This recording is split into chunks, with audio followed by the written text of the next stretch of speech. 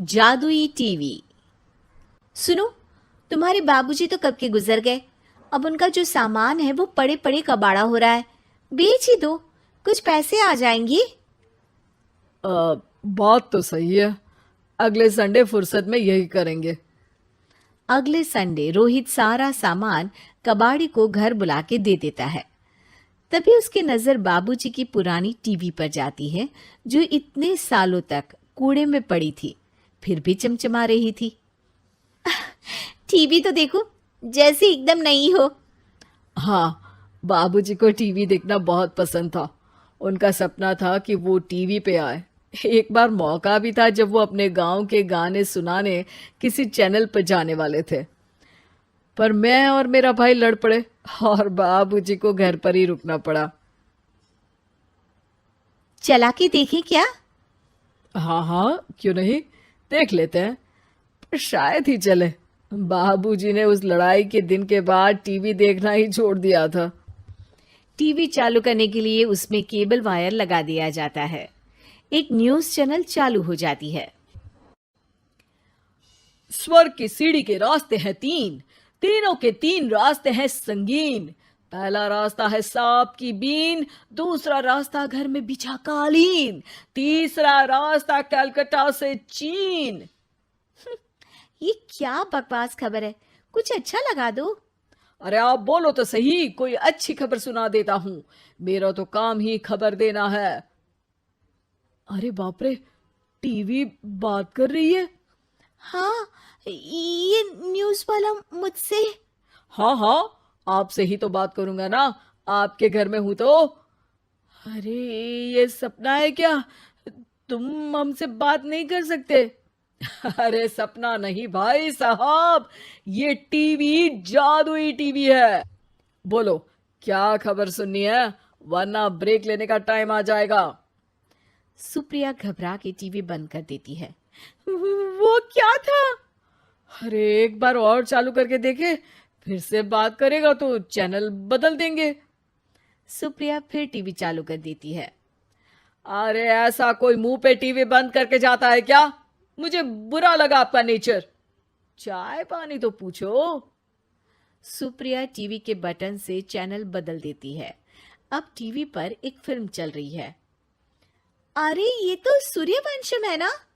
हाँ, और ये ठाकुर को जहर की खीर दे दी और उसको पता भी नहीं है।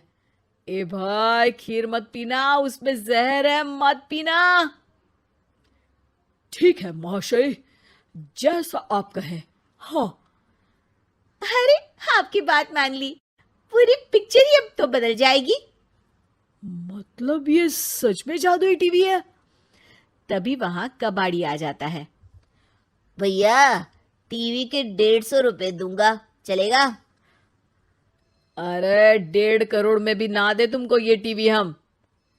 अरे 1.5 करोड़ खरीदने को होते तो तुम्हारे घर में ये पानी चाय नहीं पीता, अंबानी या टाटा के घर बैठा कोल्ड कॉफी पीता। रोहित कबाड़ी का हिसाब करके उसे वहां से चलता करता है और अपने भाई शशिकांत को फोन लगा के बुलाता है। शशि थोड़ी ही देर में वहां पहुंच जाता है। क्या हो गया भैया? अरे बाबूजी का टीवी याद है? हाँ हाँ, जिसमें घुसे रहते थे हमेशा वो, और अपने को कुछ नहीं देखने देते थे।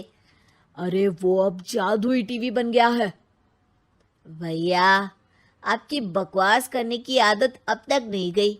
अरे आपके घर में बच्चे हैं, अब तो बड़ों जैसी बात करो। रोहित जाके टीवी चालू कर देता है। टीवी पर एक जादू का शो हो रहा है जिसमें एक जादूगर है। अब मैं अपनी टोपी में से कबूतर निकालूंगा। श्रिंग ब्रिंग शरिंग बम फोपा फुफी फुफा पाउ। टीवी से कबूतर निकलता है और शशिकांत के सर पर आकर बैठ जाता है। भैया, ये क्या हो रहा है? भैया इसे उड़ाओ। ए कबूतर, जा जा, कबूतर चल निकल। अब मैं टोपी में से सांप सुनते ही शशिकांत कांप जाता है और भाग के टीवी बंद कर देता है। भैया, सॉरी भैया, मैं समझ गया ये सच में जादुई टीवी है, पर एक बार और ट्राई करते हैं। पर भाभी, कोई दूसरा चैनल लगाओ। हाँ, जिसमें डर ना लगे। सुप्रिया टीवी चला देती है और न्यूज लगा देती है। अरे कितने दिनों बाद मुझे याद आया, बताइए क्या खबर सुनाओ। और ये नया आदमी कौन है? ये मेरा भाई है शशिकांत।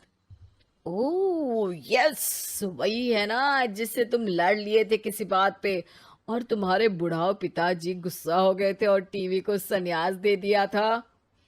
हैं? तुमको कैसे पता ये सब?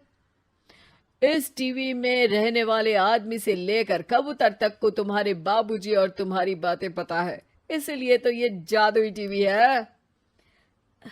ये टीवी क्या कर सकती है वैसे? तुम जो मांगो दे सकती है, कहानी बदल सकते हो, खबर बदल सकते हो, कोई चीज मांग सकते हो। अरे भैया, ये टीवी मैं लेके जा रहा हूँ। बाबूजी का लाडला तो मैं ही था ना। अरे ऐसे कैसे? मैं बड़ा बेटा था, अब तक मेरे घर में टीवी थी ना। अब तक कहाँ गए थे पिताजी के लाडले?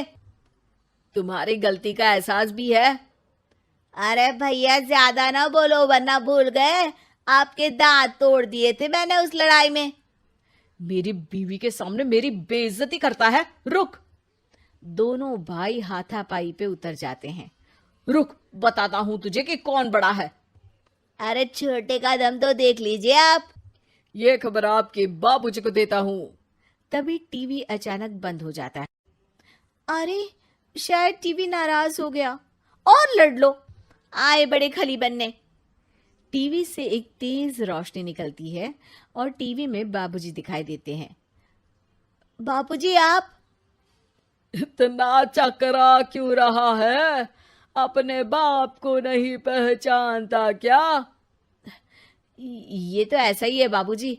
प्रणाम बाबूजी। अरे चुप कर, तुम दोनों ही उल्टे हो। तुम्हारी वजह से मैंने टीवी में आने के सपने को छोड़ दिया, तुम्हारी लड़ाई की वजह से। और तो और, जितना मैं अपनी बीवी को नहीं देखता था उतना टीवी को देखता था, वो भी छोड़ दिया तुम दोनों की लड़ाई की वजह से। और अब मरने के बाद जब मैंने टीवी को जादुई टीवी बना दिया तो भी तुम इसका फल लेने की जगह लड़ रहे हो। अरे तुम तो लायक ही नहीं हो, अब तुमको बाबा जी का ठुल्लू भी नहीं मिलेगा। बाबूजी चले जाते हैं। टीवी बंद हो जाता है।